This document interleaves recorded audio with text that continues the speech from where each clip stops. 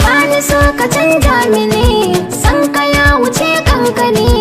In ka tashi aiki da ka iso na fi so mu zauna daka. Bani so ki canja mini, san ki ya wuce kankani. Zana daina yawon dare a ce na shigo kamar war haka.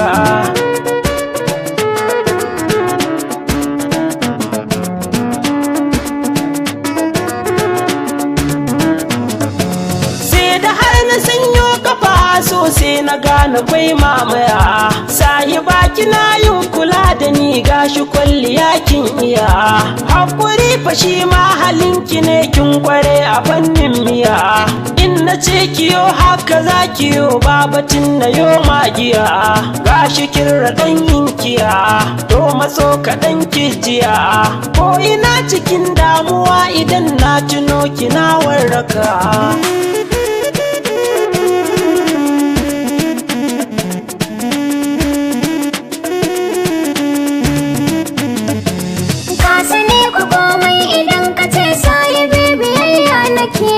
Tarbiyar da ummanmu daga ta ce to ta yaya ni zan sake. Amma na idan dai ka je ka zauna a nan kaɗai ci nake. Ba ni sa ka kace ka bar ni nan zuciya ta suka take.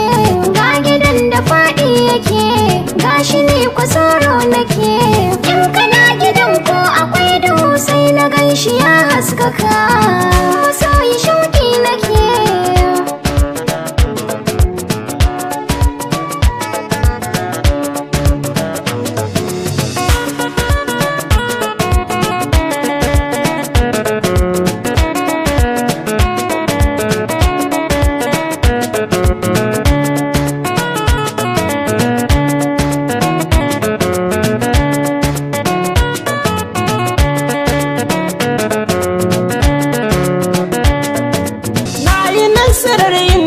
Cikin damunar da ba ta fari, kwalliyar ki in har na ganta ko ba nufi ina yin kari. Damuwar ki ni ban bidar ta totun da kin faɗa na bari. San ki zuci girma yake ta min sahiba kamar dai kare.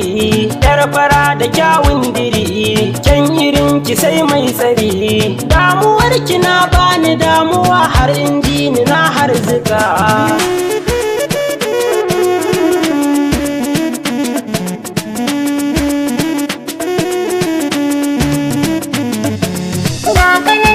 Idan kana da kyau dan fari abin sha'awa, na yi nasara don wanda mata a kai suke kokawa.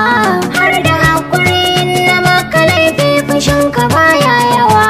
Na yi ƙorafi gashi za ka gyara halin ka ba damuwa. Inda kai in je in tawa har gida ya zo yawa. Ka zama ya gamjin da baya faɗi ya kasa dusassaka.